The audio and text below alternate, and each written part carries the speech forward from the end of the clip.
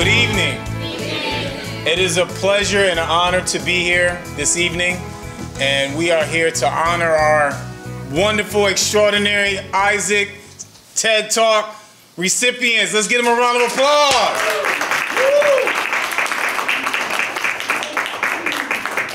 It's all about them this evening, and it's awesome, and it's a pleasure to be here.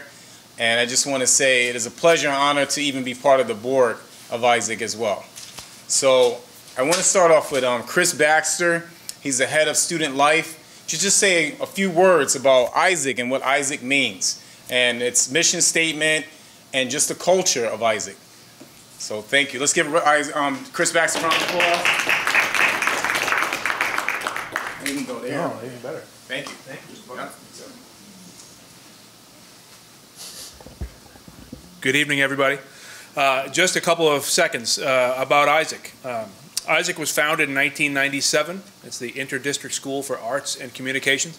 And a lot of people don't realize that it was originally founded by parents of what we call RMMS, which is the Regional Multicultural Magnet Elementary School, right around the corner and up the street from where we're located. In the mid to late 90s, there were parents there who were looking for other options for their kids for middle school.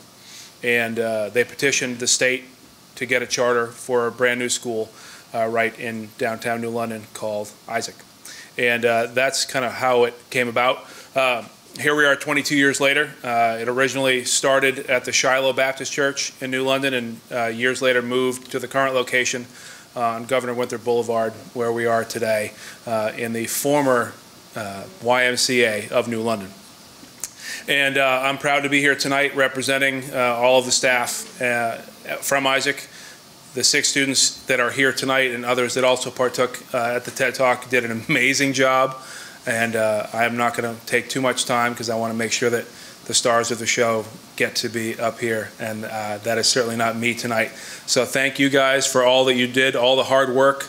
And I'm just proud to be here representing Isaac as a whole. So many parents and other staff members in the audience tonight. It's going to be a great performance, and we look forward to that. And I will pass the mic back to Mr. Kevin Booker. Thank you.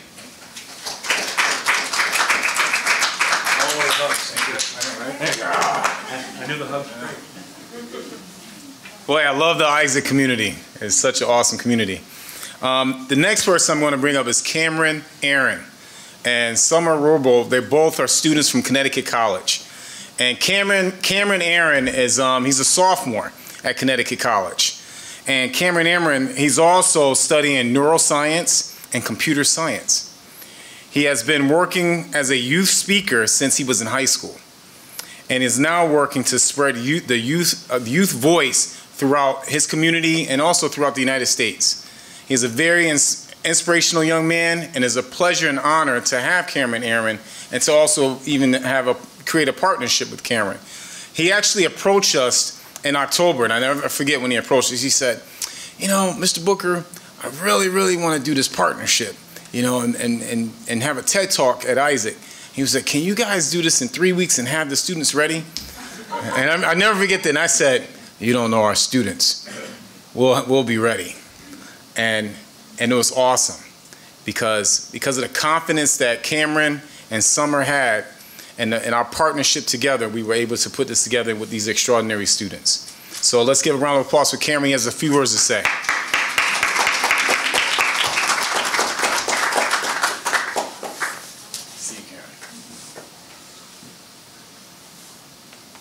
Hi everyone, thank you so much for coming here tonight to celebrate our amazing students.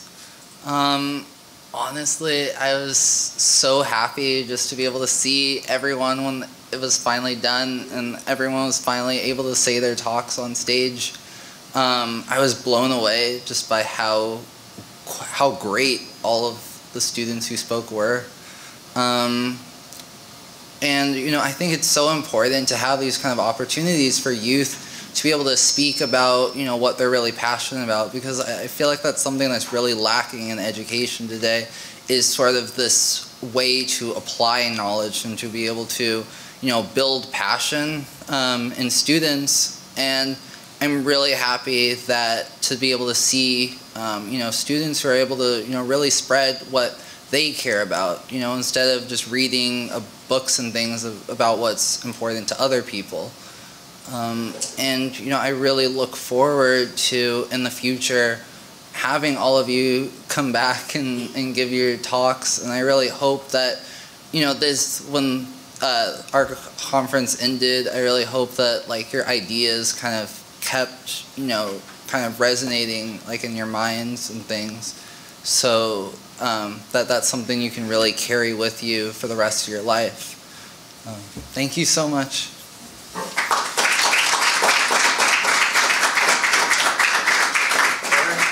Thank you. It's a pleasure. We appreciate you. Seriously. We appreciate you guys. So, the next person I'd like to bring up is on the board, Isaac's board. She's a phenomenal board member, and it's just a pleasure even to be on the board because we have some extraordinary board members. But Heather Doty is, she's a parent alumnus. She has 3 children that attended Isaac, and she's been on the board for 5 years.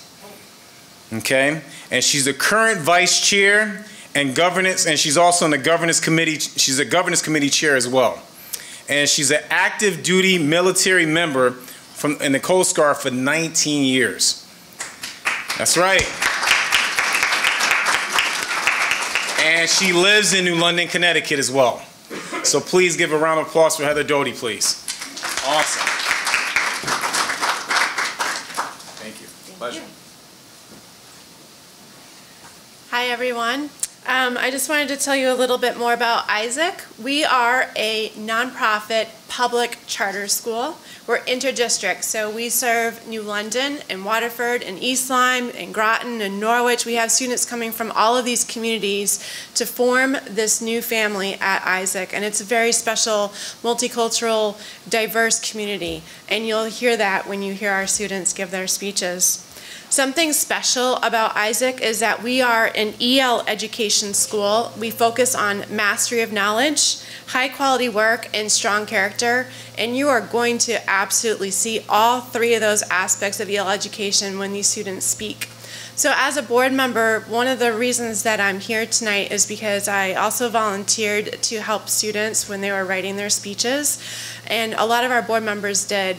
This was a way for us to connect with the students. Most people don't know that Isaac has a board of directors. They don't see us because we're in after hours. We're working on overseeing operations of the school, but we're not always interacting with the students. So this was a great way for Mr. Booker, for myself, and some of my other colleagues on the boards to really get to connect with students. They get to see and hear from us and how much Isaac means to us. Some of them got to meet my oldest daughter. She came in to help out with some speeches too, which was fantastic for her to also give back to Isaac. So I hope you enjoy what you see tonight, and if you're ever interested in knowing more about Isaac, check out our website, check out our Facebook page, or just come to the school and ask for a tour. You're always welcome to come and have a tour of our special school in New London. Thank you.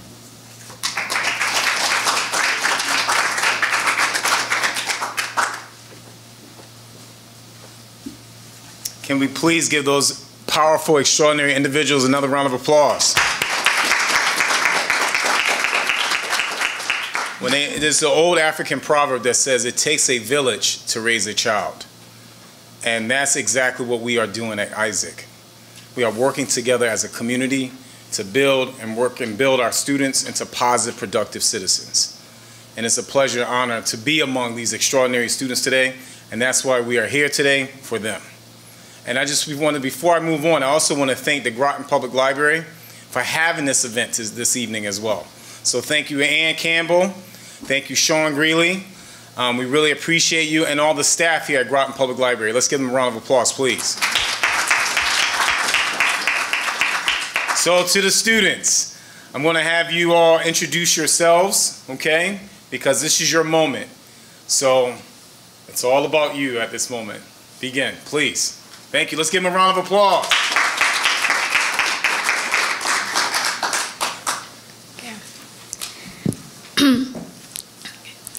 This is a popular saying from the country that I'm from. Pakistan मैंने ज़िंदगी में एक ही चीज़ सीखी है कि इंसान को कोई चीज़ नहीं हरा सकती जब तक वो खुद हार न मान ले. This translates as, no one is going to make you lose unless you give up yourself.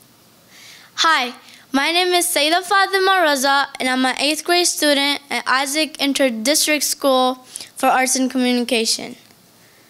Imagine being a 10-year-old girl and coming to a new land. It started on March 27, 2015, as I entered my new life in America. As soon as I stepped outside, the dark, stormy night was so shocking to me as I almost froze in place. The freezing wind rustled through my body as I stood in one place. My mom tried to look for my brother's jacket and my jacket from her suitcase. We had mostly packed summer clothes because in Pakistan, it was 102 degrees or more, and there wasn't any need for winter clothes. After a couple of months of living in America, I went to Nathan Hill Elementary School as a 5th grader. As soon as I entered school, I was surprised how it was, and I was really shocked, and I didn't know what to do. At first, I would only communicate with others on Google Translate. It was difficult for me to understand others. It was difficult for me not to understand others and for others to not understand me. I used to just sit in school, in class, cafeteria, recess, as a quiet student, while other students used to talk to their friends. I had a fear in me that I was never going to be able to make friends or learn English. But in my heart, I had a goal to achieve. And that goal was learning English, and I did not give up. The more I went to school, I started getting better in English, and I tried to communicate with others. It took me about 6 months or so to learn English, and I really pushed myself to learn it more every single day. Through these moments of my life, I've learned to believe in yourself and all that you are. Know that there's something inside you that is greater than any obstacles. In my life, when I get old enough, I want to help others and spread positivity around the globe. And know that हर कामयाब शख्स के पास एक तकलीफदा कहानी का अंजाम कामयाबी होती है, इसलिए तकलीफ को बर्दाश्त करो और कामयाबी के लिए तैयार हो जाओ. This translates as, every successful person has a tragic story of success, so hold the habit of enduring suffering and get ready for success. I want you to make this world a better place, and remember to seek knowledge and spread light. And know that people will hate you, rate you, shake you, and break you, but how strong you stand is what makes you. Thank you.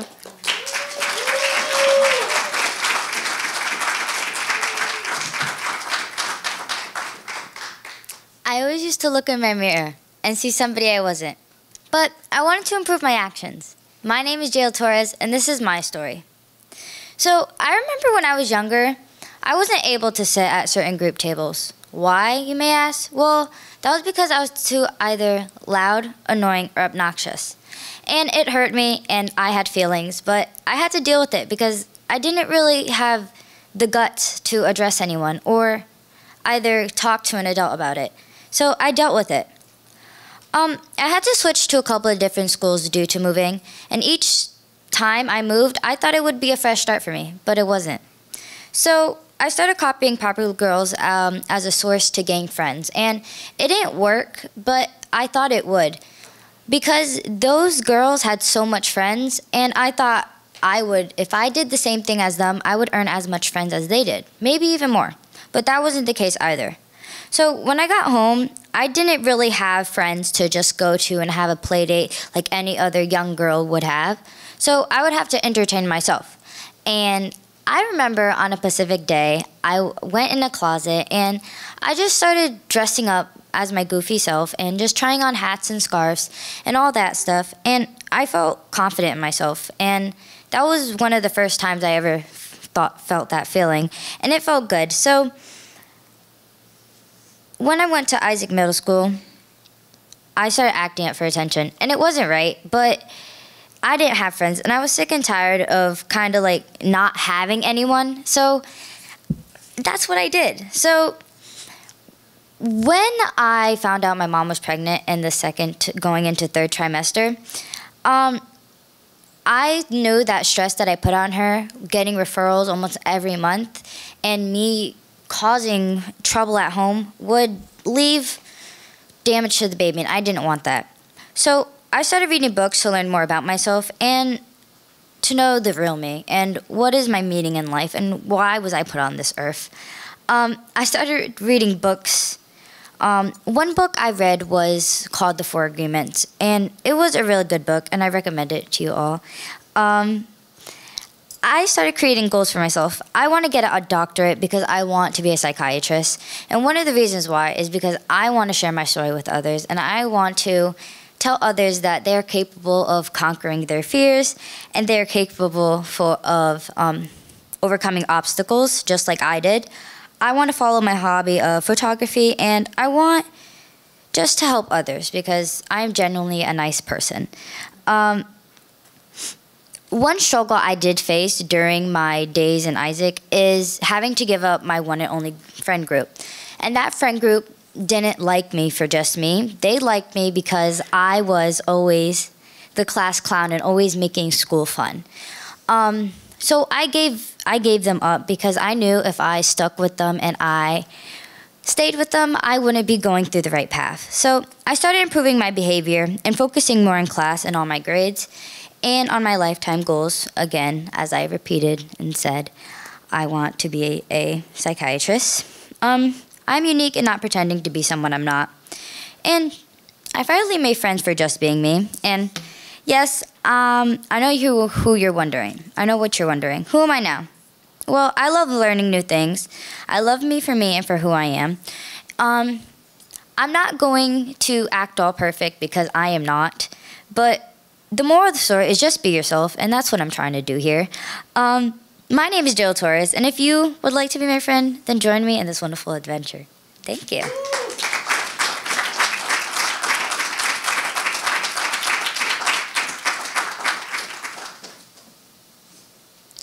When spider webs unite, they can tie up a lion. Good afternoon, everybody. My name is Mustafa Guy, and today I'm going to talk to you about how new arrivals to an existing community can help improve community life for all. This topic is important to me because my family are fairly recent immigrants to this country from Senegal, West Africa. The way I had anticipated life in this country has changed as I have grown and experienced real-life situations. My discussion with you today will focus on how the talents and strengths of immigrant communities can help improve community life for all. Allow me to share an example with you. For the last 11 years of my life, going back from Senegal in the U.S., I have noticed that the communities in Senegal are more closer together than the communities in the U.S. Like, when my mom was young, her house was the only house in the community with a phone. So that meant people in the community used to come to call friends and family. This situation might not have happened in the U.S. because the communities here might not have shared their belongings like they did. That shows the communities in Senegal are more comfortable living as a group, while the communities here are more comfortable living as individuals. Another example my mom has shared with me is in Senegal, all the doors are open. So you can spend the entire day at someone's house, eating at meal times and socializing with the family. This shows the communities in Senegal are more social than the communities in the U.S. And during holidays when my mom would cook, she would always make extra foods for the neighbors, and I'll usually be the one to go and hand them out. My mom got this trait from my grandmother because all the time after work, she would go and give fruits to the kids who didn't have any food. That shows you don't need to wait for a special occasion to share with someone.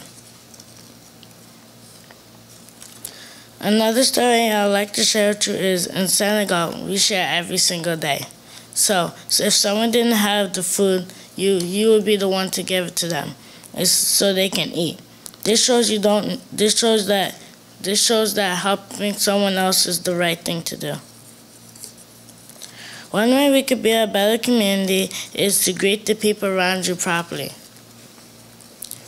One way we can do this is to ask about their family, because it shows you care about who they care about.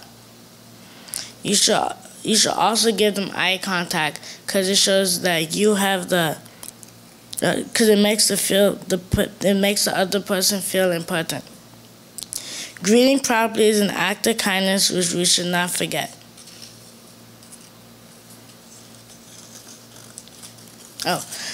Another proverb I would like to share with you is, if you want to go far, go together. If you want to go fast, go alone. Another proverb I would like to share with you is, Sans toi, il n'y a pas moi. Without you, there is no me. Sans toi, il n'y a pas moi. Without you, there is no me. Thank you.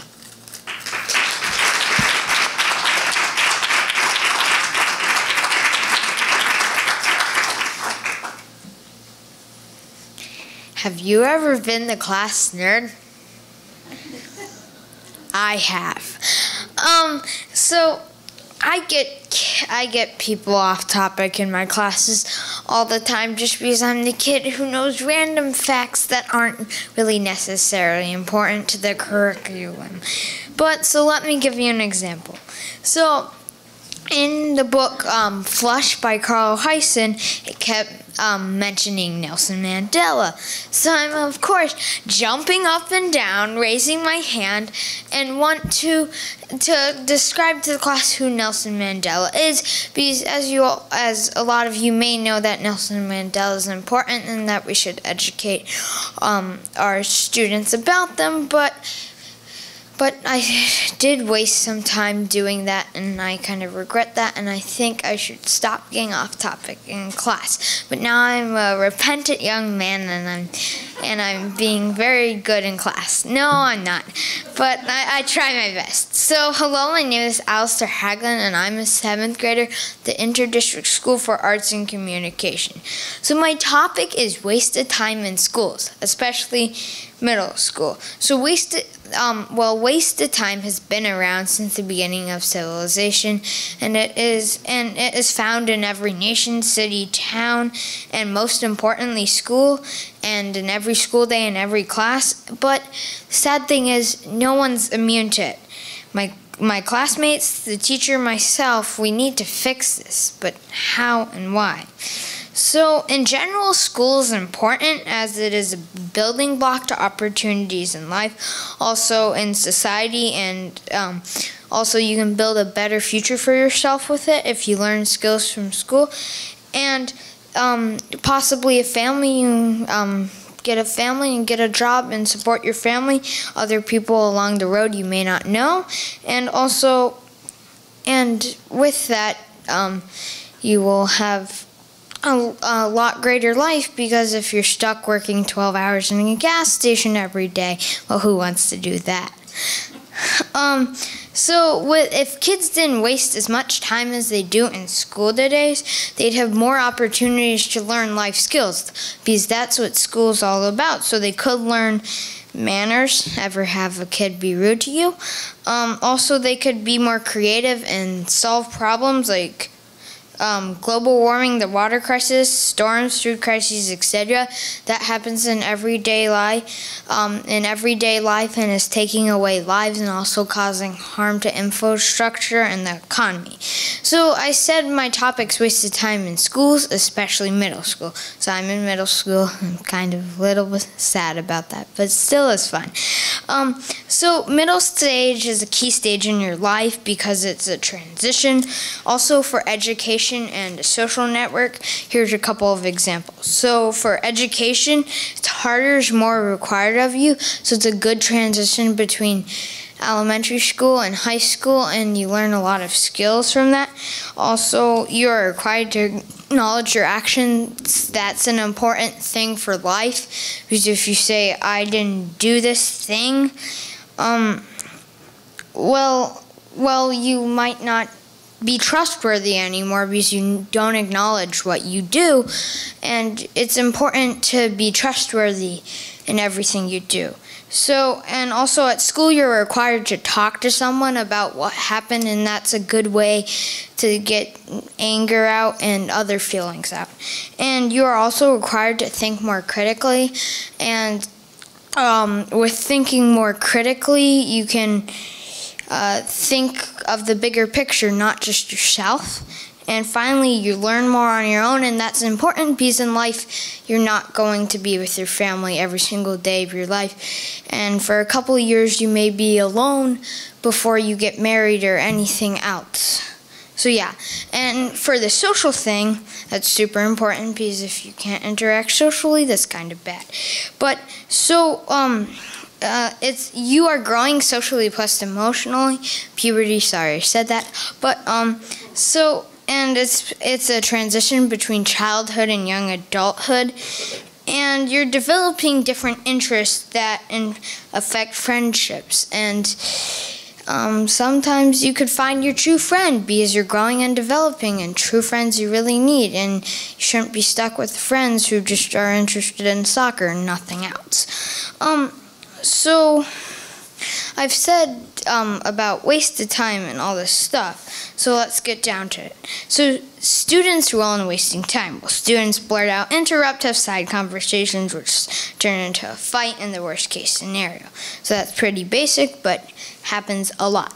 But for teachers who are wasting time, well, you would think they'd be immune to everything and be defenders of life skills and all that stuff, but they waste time in 5 main ways. They talk/lecture too much, making things overcomplicated, getting off topic. Actually, the 6th thing, messing around on social media on their phone, doing unnecessary things, and disciplining wrong. So numbers 1, 2, 3, 4, and 5 of what teachers do are certainly pretty bad, but number 6 is the worst. Because if teachers discipline wrong, it could just be wasting more time by either talking to the class and taking a kid out of the class and talking to them. That could waste 5-10 minutes depending on how many students were involved. So I don't want to spend 50 minutes doing math, so I'll just say my estimate is that I'd say about 1/6 of class time is wasted because of kids blurting out and interrupting, and if there's a major disruption, the teacher has to deal with it. But especially in transition times, when kids, when you say get out your homework, does that take 15 seconds? No, it takes like 1, 2, 3 minutes because kids talk, they make excuses about why they didn't bring their homework, and other things. Thankfully, I do bring my homework. And finally, during the transitions, if popular kids are talking, that could distract the whole class because the students are having side conversations, that the topic is juicy drama, gossip, rumors, etc. That almost every middle school student is interested, even me, sadly. I just went into the estimate about how it's 1/6 of class time wasted. If you're thinking about that, if it's school day, if there are 80 kids in a grade and a class, there are classes that are about 55 minutes long, so let's estimate 10 minutes. If you multiply that 80 students and they have 4 classes, so that's 40 minutes times 80 students equals 3,200 minutes of wasted time, which is equivalent to, 53 hours and 20 minutes. And that's a lot of time. And together, imagine how much you could do in 53 hours and 20 minutes. and what you could learn in 53 hours and 20 minutes. Sorry. But so finally, I just finished a psychology book called The Collapse of Parenting by Leonard Stocks. Talks about how American students are slipping in math and other subjects. So one funny thing is that in all the top European economies and North American economies, we are actually behind Canada, Luxembourg, France, Germany, and Spain, and a bunch of other countries. But who came out on top? Switzerland. So the one reason so Switzerland was number 1. The United States is 26 in math scores and PISA rankings. PISA is Programming for International Student Assessment. So why are they on top of us? So Leonard Sachs visited some of the countries that are higher than us, and he thought that the kids just cared a ton about school and spent a lot of time in school. Not the case. It's kids that actually, they just pay attention in school and know why school is important, while the American students follow the Pepsi slogan, live for now, and they just think you only live once, which is true, but they just feel like they need to not respect teachers and not follow the rules and interrupt and blurt out, and they just don't care because they think, oh, social media is so much more important and all this other stuff. Well, in reality, if you think in the bigger picture, who cares about if you have 5 more likes than your friend? Unless you have 1 million followers, you won't be making any money. So in reality, school, we need to pay attention in school and learn the skills the teachers are teaching us and all the other things they are teaching us so we can succeed in life and have a lot more fun. Because if you're sitting in a gas station for 12 hours, as I said before, is that really that much fun? No. Well, thank you very much, and please pay attention in school if you haven't been to school yet.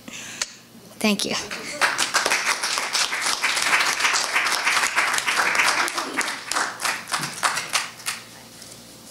Good afternoon. My name is Isis Vandalay Asante, and I'm in 7th grade at the Interdistrict School for Arts and Communication, better known as ISAC.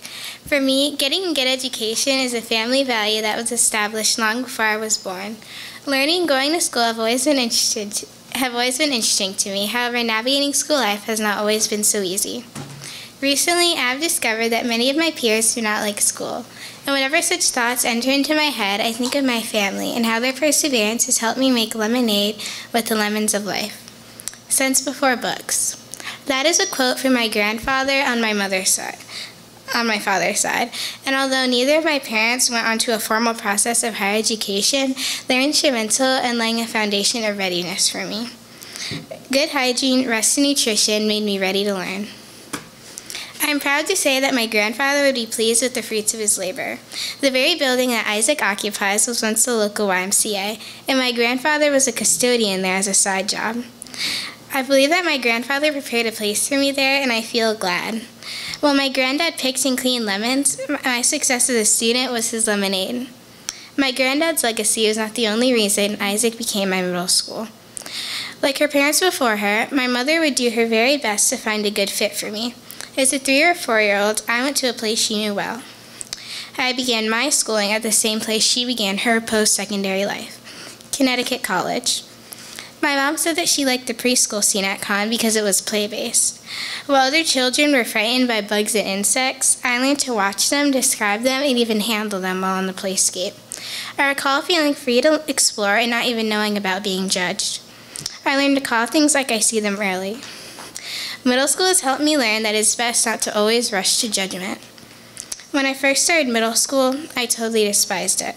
To me, everyone seemed to have their own circles, and I was like an alien looking in from the outside. I felt very different than most of my peers. While I was quiet and kept to myself, most others seemed loud and extroverted. I was sensitive and felt somewhat overwhelmed by my uncaring and disinterested peers, and I couldn't relate to anyone on a personal level. Isaac did not seem like a good fit for my personality, and I constantly begged my parents for a change. But fortunately, they did not see things as I did. My mom's advice was to let confusion flow off your back like water in a shower. Initially, this advice was of little help to me, but eventually I came to see that ignoring an uncomfortable situation oftentimes does nothing to improve it, and that my outlook on school began to improve when my perspective changed from seeing myself as a victim of my environment to becoming an engine for improvement. I soon went from reacting to what was going on around me to making good things happen. Becoming an active organizer left me no time to focus on minor irritations because I began to have major obligations. After taking some time to acclimate myself at Isaac, I decided to join a club called Isaac Ambassador. Although I was at first unsure of what the club actually did, the name got me to think about important missions, so I joined anyway. As an ambassador, I learned how to relax myself by making others feel welcome. I began to learn skills that I could use forever. Because it was my job to attend school events, I learned how my very presence can make others feel a part of a supportive community. By learning how to seat and serve others and how to do other necessary tasks to make events successful, I was learning to present a class act in all of my events. I gained confidence as an ambassador, so when I heard the announcement for student government, I felt very capable of serving my class in a leadership position. In student government, I was elected a 6th grade senator. As a senator, I was a liaison between student government and my homeroom. I reported information on school activities, and just as important, I made it my duties to bring my peers' ideas and concerns to student government meetings. I've come to appreciate student leadership so much that this year I've taken on the mantle as Vice President of Student Affairs. Even with the little time to dwell on negativity, I would still feel that type of energy and hear and see others go through it. I began to see life kind of like a lemon-head candy, both sour and sweet at the same time. I began to realize that time was going to keep moving on, so I'd better make the best of it. Not only is this my second year in student government, but also my second year in my favorite club, debate. Debate is not only very challenging, but also very rewarding. This club has taught me how to better organize my thoughts and advocate for myself. Undoubtedly, these skills are helping me establish a foundation on which I can build a career in law. The continued support that I get from my family is like the crust of a pie. It's a little flaky, but overall supportive of the filling, which is the experience that I go through, and it does not allow me to flow out of control. I have also come to see that while others may have cracks in their crust, through my home teachings, I have showed others how to mend a cracked crust and keep it together. I also see that some like it thin and some like it thick. So far, the cream of my pie of life is to take the experiences, the skills I'm learning now, and the ones that I have yet to learn, and be happy and prosperous in school. Thus, middle school life for me has went from lackluster to preparing me for a future of my choice. I've begun to feel empowered by gaining knowledge and experience that will help me as I grow into a responsible young woman. Once I began to actively find solutions to my challenges, I had little time to focus on petty distractions. So when I feel down or see others acting out at school, it helps me to think of my blessings. I know that others have not yet learned how to process the lemons of life, while I've learned to grow, pick, purchase, and prepare the lemons in my life. Most importantly, Isaac has helped me offer a slice to another who has no pie. With this in mind, if you're ever down or feel like you don't belong, think of my story. Embrace the sweet parts and persevere through the sour. All pies are unique. The contents are what makes them. Thank you.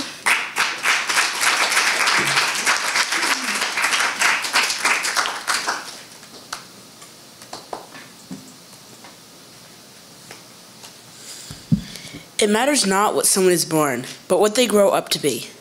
Albus Dumbledore. My name is Richard Nathaniel Parsons, Jr., and the quote was written by J.K. Rowling. The chapter of the story the story that I'm about to tell you starts around chapter 7 of my life.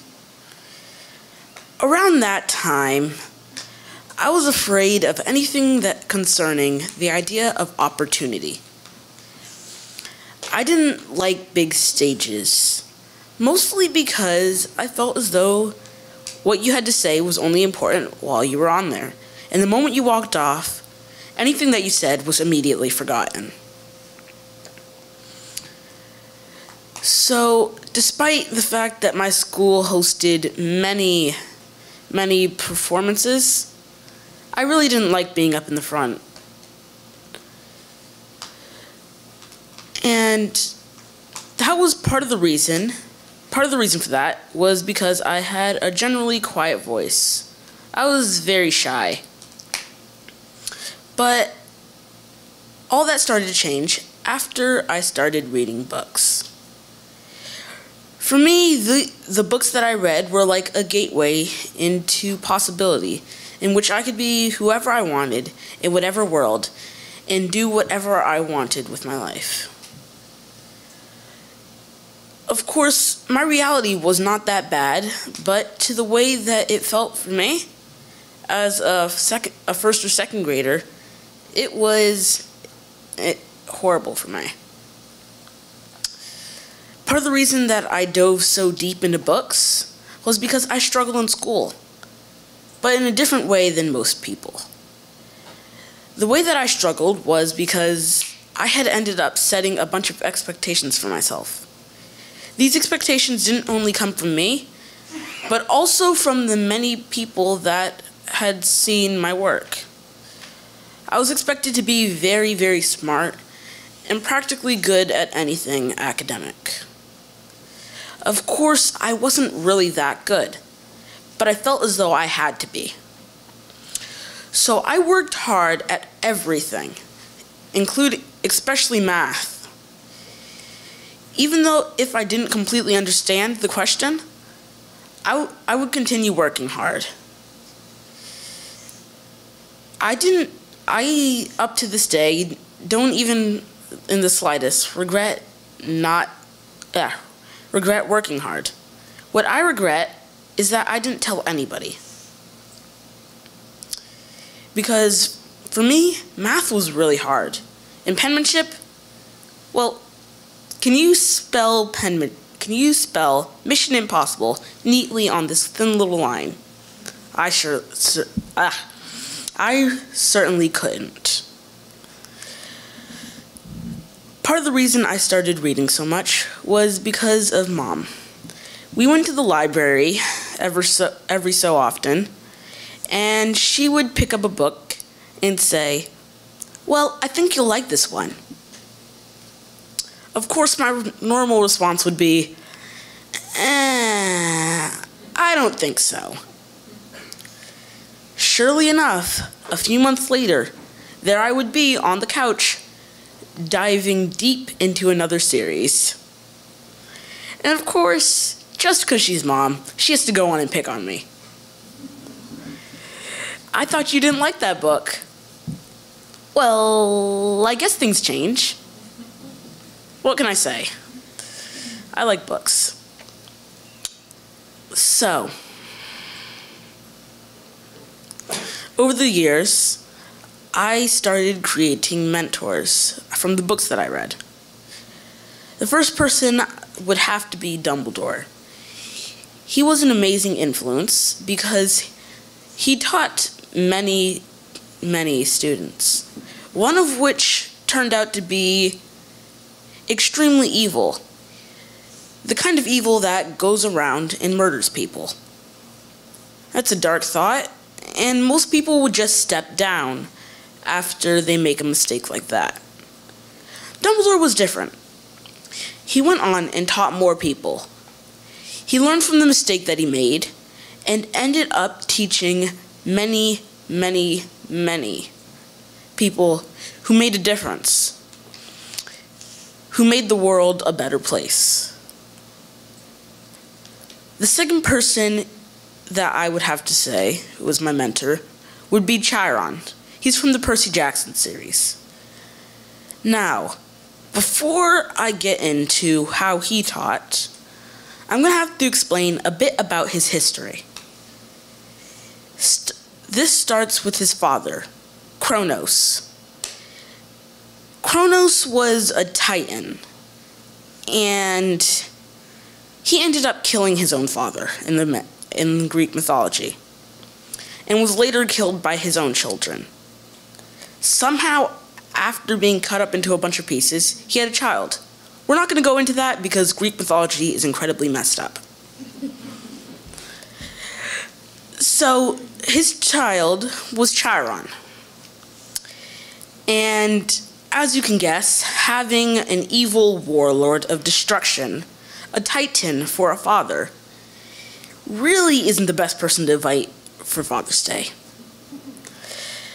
But despite the fact that that was his dad, he decided to be a teacher and taught many heroes.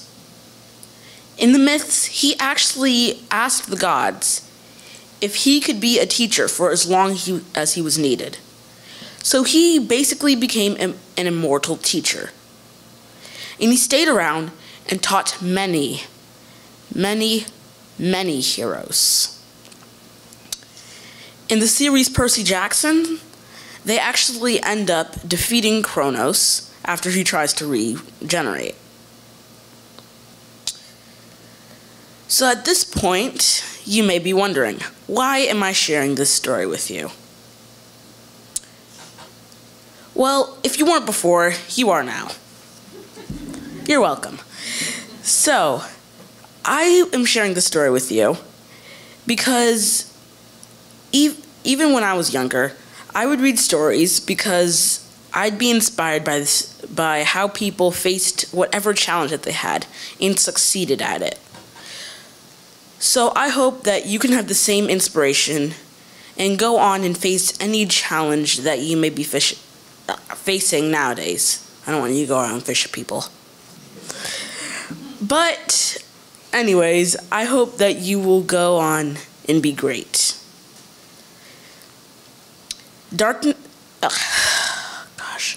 Happiness can be found in even the darkest of times, if only one remembers to turn on the lights. Albus Dumbledore, thank you.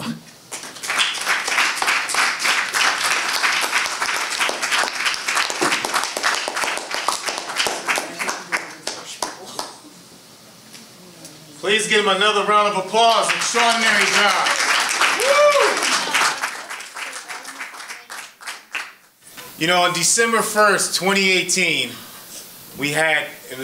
right now you see 6 students, but it was a total of 8 students, and 2 of them were unable to make it. Ileana Hernandez and Shem Adams. And the 8 of them rose to the occasion on December 1st, 2018. It was such an extraordinary time because the theme of the TED Talk was when life gives you lemons. And I'm going to say that again because each one of them approached their speech with a different perspective. When life gives you lemons. So when I think about lemons and I think about them being in middle school, okay, we're looking at the youngest, Mustafa, who's in 6th grade, 8th graders, 7th graders, right here. And as adults, we came together through the community, parents, everyone, to help them, but they had to do it themselves too. They had to have that courage and that opportunity, that wisdom to want to just push forward, and they did it. So 2 questions, I would love to address to Jayla and Saida is, who inspired you to do the TED Talk? And please hold the microphone a little bit closer to you. Yeah. If you can bring a little bit closer in, that'd be great. Yeah. One person who inspired me to do the TED Talk was like my dad, and I know that sounds like weird, but you know, let's give your dad a round of applause. That's right. That's right. Awesome. Woo! One reason why is because he always talks to me about positive energy and stuff, and it was a good idea to add that in my speech, so that played a big role. So thank you. That's right. One person who inspired me was my mom and dad, and also my teachers. Wow. And why is because my mom and dad, they want me to be more confident in school and also in front of other people. And also my teachers, they want me to succeed in the future and help me through my work. And I really thank them. So, yeah. And let's give your mom and dad a round of applause too as well.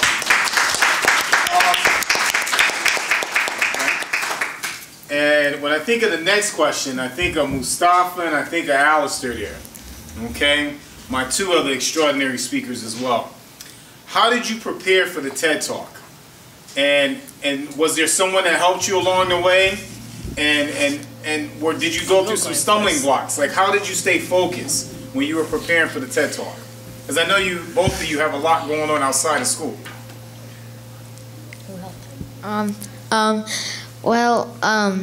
Who helped me prepare for the TED Talk was a lot of variety. It was a lot of different people. Mr. Booker, give a round of applause to him. I see you having a show one day. So yeah, and then also one of the board members helped me a lot, and some of the College students did too. It was kind of hard because, I mean, I have a lot of other things. At the time, I had robotics club now, and I still have debate club now. I have a lot of other stuff, but so actually the 10 minutes before the TED Talk, I was actually like, I asked to borrow someone's phone, and I was looking up facts for the PISA scores to make sure I was correct, just because I feel like I'm giving out fake news when I say one fact wrong. Well, we do want to have correct news sources today. So now to Mustafa. Awesome. All right. Mustafa, how did you do it? How did you prepare? And just need you to speak into the microphone, please. Thank you. Just speak into the microphone a little bit more so they can hear you loud and clear. We had different days to work on it. Like on Thursdays and Saturdays, we'll come to the school or stay after school. And Wednesdays. And this is how. That's number 3. Right? So how did you prepare? So did you have like someone helping you outside of school? How did you stay focused? I had to write. Continue writing it down when I had to continue writing it down when I was at home. And like practice reading it a lot, and having to perform it like at home, so I could know how to do it like correctly. Okay. Awesome. Awesome. Okay. So for Isis and Richard, you know, when I think about rehearsing and everything, right? Did you have anyone who was helping you prepare for the talk? And how often did you practice and rehearse? Like, did you just practice and rehearse at Isaac? Or did you practice and rehearse outside of that? And what were some stumbling blocks that you may have faced along the way? And how did you overcome those obstacles? So the people that helped me, is this live now? Yeah, you can just speak right into it. Yeah. So the people that helped me prepare for it was my mentors. They're both, well, one of them's on the board of directors, Miss Rollins, and also a community volunteer, Miss Alexander. They came in to help me a lot. Also my mom. And I practiced a lot at home. Like, I had to practice a lot because I usually speak really quietly, but like really fast. So like you really can't understand me. So I practiced like every day of the week that I didn't have something to do, because like Alistair and Mustafa, like I'm in a lot of different clubs, and like I have to go to a lot of different stuff for them. So like it's really hard to find time to do stuff. Thank you. Thank you. All right.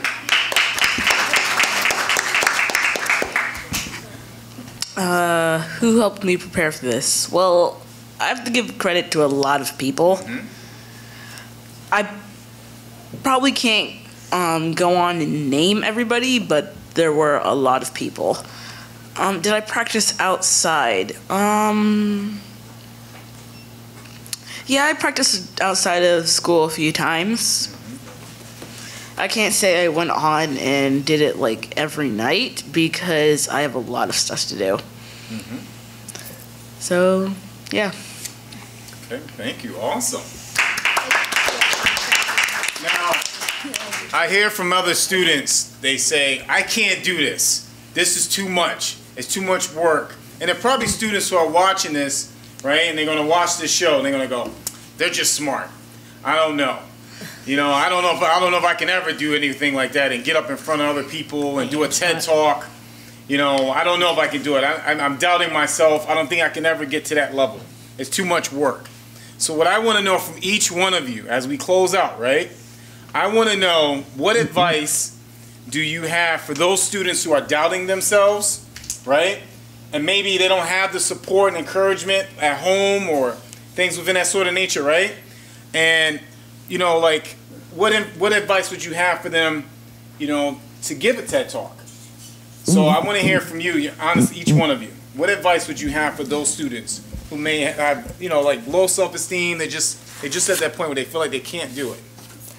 I would just say, like, talk about what you want to talk about, and just don't make it a bigger deal than it needs to be. Like, you don't have to push yourself. You can just take a break. It's not forced upon you. I would say be more confident in yourself and believe in yourself that you can actually do anything that you want to do in life. And think about your future and be more confident. Now, you said be more confident in yourself, right? Yeah. So when you came to this country when you were 10, Yeah. right? How did you build that confidence where you're able to give a speech now in English? So for those students out there who are just arriving, right? Yeah.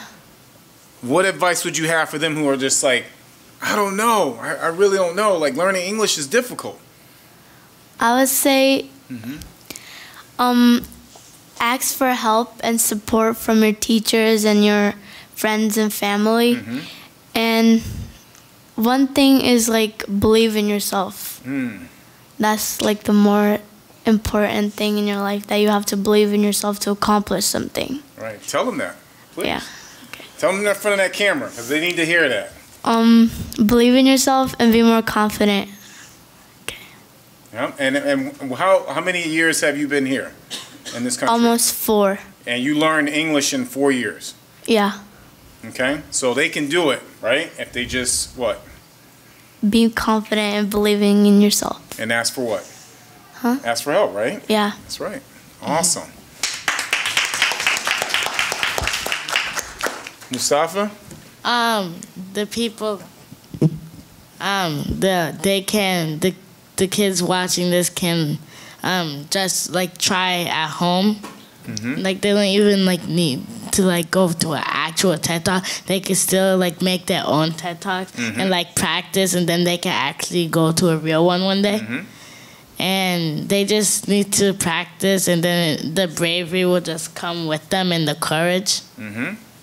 And why is it important to also add your own culture, like in your writing and your speeches as well? So you have a piece of yourself in it. So like it's so you could make it a moment that you won't forget. And why is it important not to forget your own culture and to recognize and acknowledge your own culture? Because it really what makes you you. That's right. Say that. So I want to make sure make sure they hear you. It's really what makes you you, your culture. That's right. Awesome. Well, it's kind of okay to have low self-esteem in yourself, because if you have too high self-esteem, if you fail, you could be devastated and be depressed. But still, you should have a little confidence in yourself. That and you should also know that you can always try again, and it's okay if you fail the first time you try, because you could have more opportunities along the road. And if you don't want to fail, just keep practicing. Also, if you're a youth and you want to do one of these and you can go to one of these, think about what you can do with your voice heard. While you feel like in a world in school and all this stuff, teachers don't listen to you and all that stuff, feel like this is your moment to actually like talk about what you're feeling on that certain topic. And youth voices matter. We're going to be Wait, can you say that one more time, please, Alistair? Youth voices matter. We're going to be your the people in this audience, the older people, sorry, but if you go into retirement, I could be the president one day, and like we're the future, we're the leaders of tomorrow, so we should be able to talk about what we feel like. That's right. All right. Yeah. Isis? So my advice would be, like, don't make excuses if you're not sure of yourself or you're not sure that you want to do it. Don't try to make up, like I did this at first, don't try to make up a bunch of reasons of why you can't do it, like I'm busy or like I don't have the time, like I'm not on that level as the other people that might be doing it. Just think, how did they get to that level? They kept on working harder and they kept on developing their work, and you can always make space. Awesome. Richard? Okay, this is pressuring. Last person, you know it has to be good. All right. Let's see. First off, I want to address something. The saying that anything is possible if you believe isn't entirely true. I agree. You also have to work hard. If you show up to a concert with no experience of playing and say you're going to play a very complicated song, no one's really going to think you can do it. First off, you have to have experience playing. You have to know exactly what you're going to do. And speaking in front of a crowd is the same thing. You have to know what your speech is, what you're going to talk about, and why it's important. If you don't have any confidence in that, you should probably take a few steps back and think about it. I'm not saying it's impossible, but I'm saying that you need to work on this. It's okay to ask for help. It's all right to make a mistake, because we're all human. Courage isn't always a brave roar. Sometimes it's just that quiet voice that says, I will try again. See, you don't have to be big and strong to lift weights. You don't have to be a poet to read a poem. Just the same, you don't have to be a loudspeaker in order to make a speech. Thank you.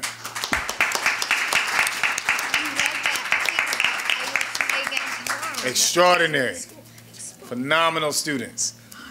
So since each one of you says something about to the young people that are there, right, listening, I just want you to say one word that reflects your journey and experience that you had with this TED Talk. Just one word. If you can give one word. It doesn't have to be in order. Just one word that you're going to embody and take with you on this journey. Obstacle. Confident. Confidence. He said neither other. It doesn't have to be. Should I go? Perseverance. Perseverance. Alistair and Richard? And Mustafa? Ambitiousness. I don't know if that's a word or not. Say it again. We couldn't hear you. Ambitiousness. I don't know if that's a word or not. Try ambition. Yeah. Ambition. Yep, there we go. That's what you gotta do, help each other, that's right. Let's see. Mustafa?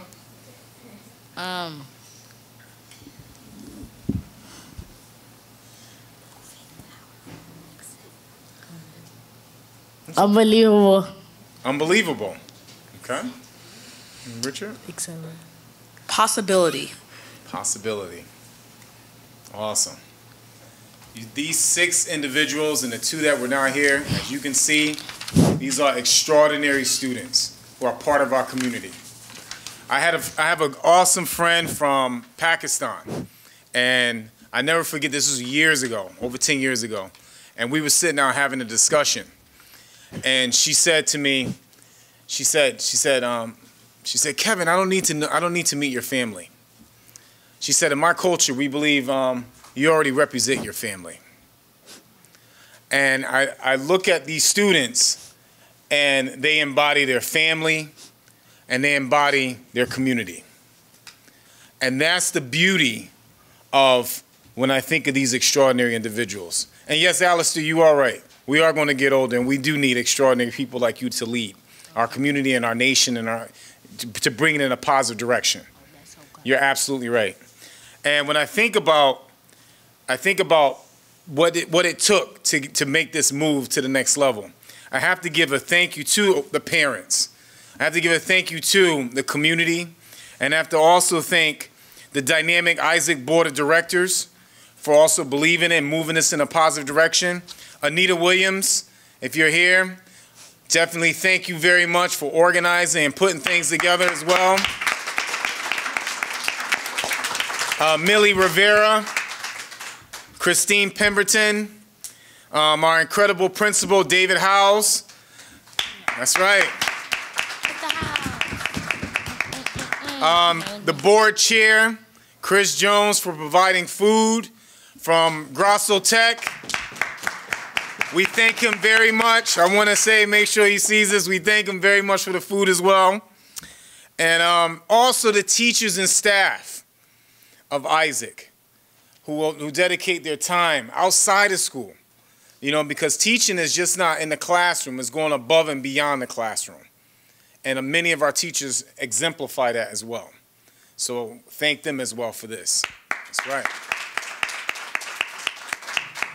And I want to thank all the community volunteers who helped all these students and volunteered their time. You know, there's so many individuals. It's countless individuals that came in and just really volunteered to help them and empower them. And I just want to leave you with this poem that one of my students gave me over 10 years ago when I was teaching middle school. And he said, Mr. Booker, I want you to read this poem, and I want all the students in our academy to memorize this poem. And I was like, what is this poem? And he said, it's called Excuses. And I think of all of you, because you didn't make excuses.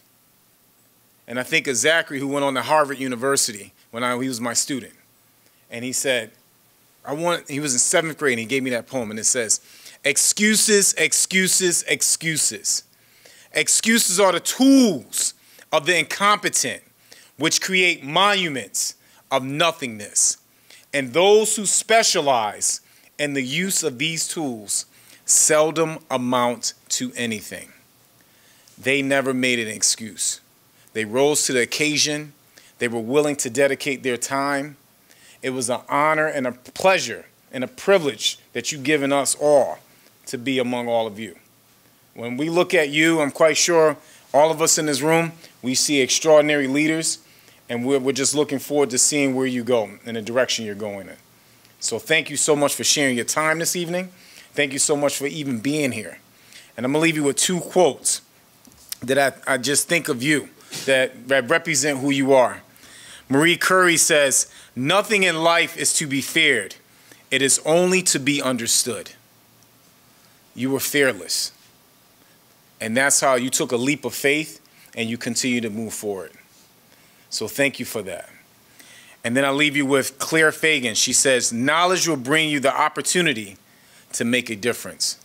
You acquire that knowledge, you reflect it as an individual at your age, and you were able to share it with the world. Your experience, your journey.